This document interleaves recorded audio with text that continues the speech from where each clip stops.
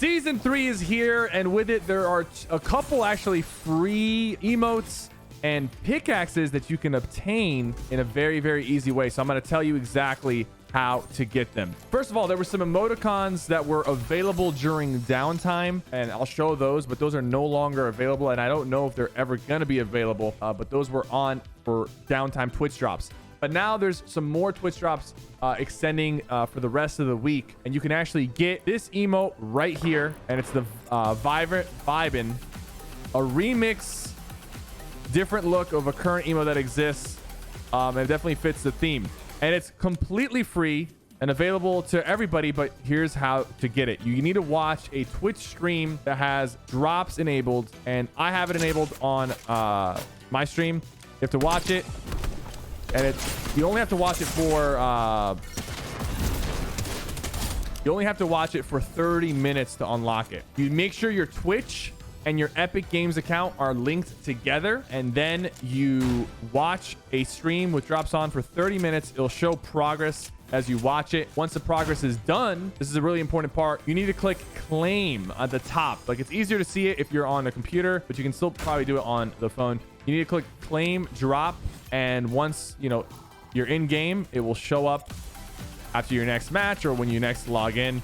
And it's a pretty cool emote, pretty cool colors. It's going to be available only for a short period of time, and it's probably going to be gone forever. So make sure you go ahead and tune into Twitch. You can tune into my Twitch when I'm live at twitch.tv/SypherPK, or pretty much any streamer who has the drops enabled, and you'll see it right when you enter the chat. It'll show in the chat that their drops are on and working. Make sure that's working before you try to claim it. Another thing that is free is some pickaxes, and this one's a little bit harder to get, but not impossible. If you check out the new season on the Xbox Cloud Gaming, so this is on mobile devices, you can download the Xbox Cloud app and log in to your Xbox account and queue in. You will unlock the Dazzle Daggers pickaxes, and I'm not gonna lie, I might have to do this because these pickaxes actually look kind of clean. They've got a simple look to them, but they just look clean and simple, and I feel like these are the type of pickaxes that, like, in a few years people are gonna be like, yo, where'd you get those? Now, I do believe you have to have an Xbox account. I'm pretty sure you have to have an Xbox account. Check it out. I'll have the information for that as well. And it seems like Fortnite is utilizing drops on Twitch a lot more this season, which is awesome to see because viewership has been insane. And guys, I just want to say, these emotes are free. I'm telling you guys how to get them just to help you guys out. But if you end up getting the Fortnite Battle Pass, you can actually support me by using my creator code SypherPK in the item shop.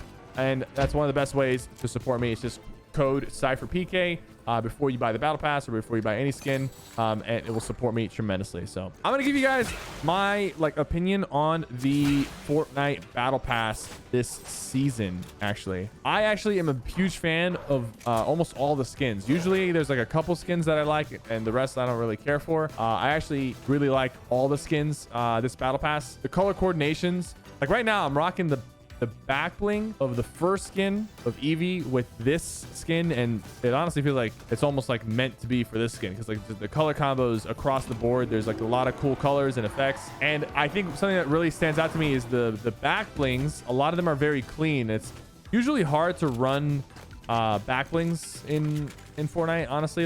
A lot of times the back blings are too bulky, they get in the way, they're a bit problematic for many reasons, but these back blings are actually kind of clean, kind of simple, and I can see myself actually running them. So let's go destroy this lobby. One thing I want to do in this video as well is I want to give some feedback on the new weapons, right? And the new assault rifle, the new DMR, and the new shotgun. I believe they all have decent uses, but there's a bit of clunkiness to them.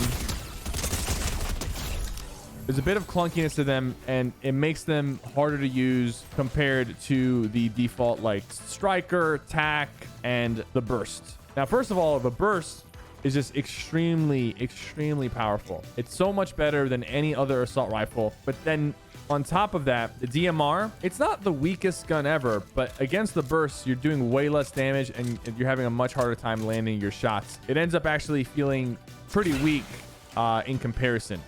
The thing about the new assault rifle is it only has 20 bullets, so you are reloading pretty frequently, but it's got some pretty decent kick to it. The recoil, while it's somewhat easy to control, it's almost unnecessary that gun has that kind of recoil, considering It's only 20 bullets. It's not the most insane damage output, and it exists with the AUG. Like the AUG is already so much.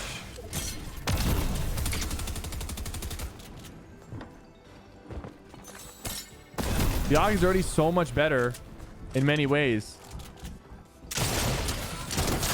My man just tried to no scope me. I respect that, man. I respect that. So here's what I suggest, right? The assault rifle, the hammer. I mean, it either needs to do more damage or it needs to have way more accuracy so that it can actually compete in medium to long range versus the AUG. I find myself when I use that gun against somebody using an AUG, I'm getting out DPS'd and I'm getting outshot and I'm reloading more often. The AUG, you know, because of the way it shoots and the way it produces damage, you can knock a couple people with the AUG before having to reload. While this new hammer, you're probably going to reload once or twice in most fights, especially from like medium to longer range. Maybe even up the ammo count to 30 so that you can spray with it a little bit more and not have to reload as often. But there's a lot, like it can be buffed in a lot of different ways, and I think it should. Now the shotgun, right? The shotgun has a lot of potential. The issue is that it's not a very accurate shotgun, right? And it's also extremely weird and unforgiving when you miss.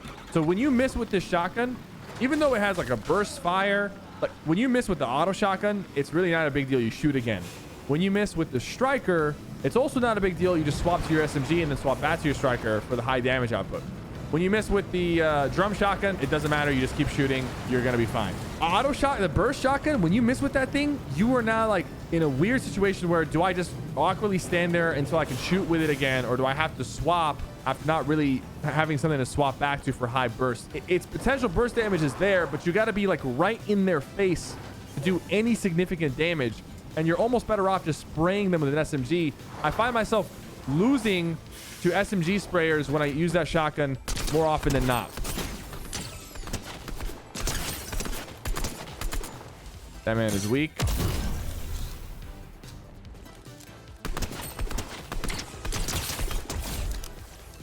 Homie was committed to the bore. Now the DMR, right? The DMR.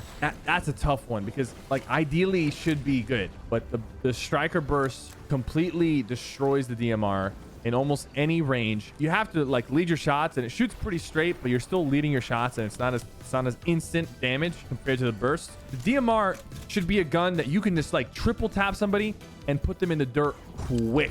In my opinion, that should be the type of gun that it is. But it's not currently even close to that. You really have to do an insane amount of damage with it. I mean, you have to hit like 3, 4, 5 shots before someone's really critical. At most rarities, it's not doing enough damage, and the burst out damages it and out aims it in almost every single range. Because the longer, like if you're shooting from further away, it becomes harder to even land a shot. So it's just better in every way.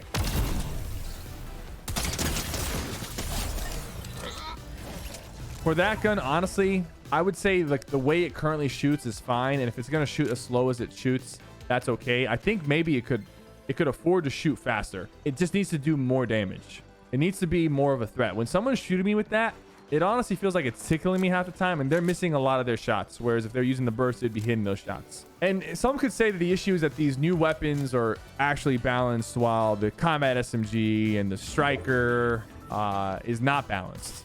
And that honestly might be the case, but I would rather try to make these weapons stronger and more useful so that they're not kind of polluting the loot pool than nerf the other weapons and then just have like awkwardly average weapons. But of course, let me know what you guys think in the comments of this video, how you feel about the weapons and what you're thinking so far in terms of like if they should buff them or not. I think all the new weapons, literally the DMR, the new auto shock, the new double shot shotgun, and the new hammer assault rifle, they all need buffs.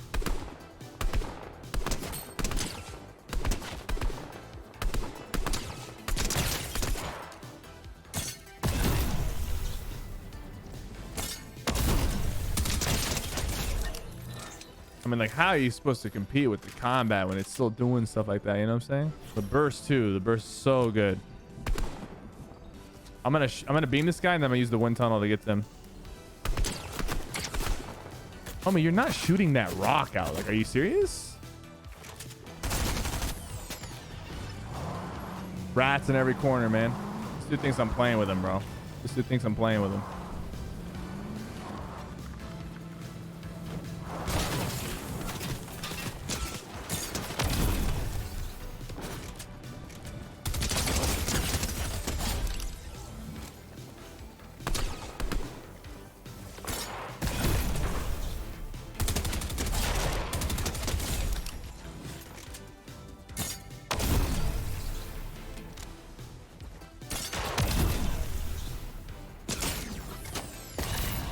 What the fuck?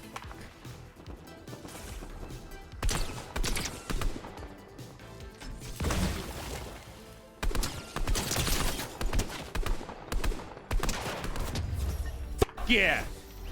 Fuck you.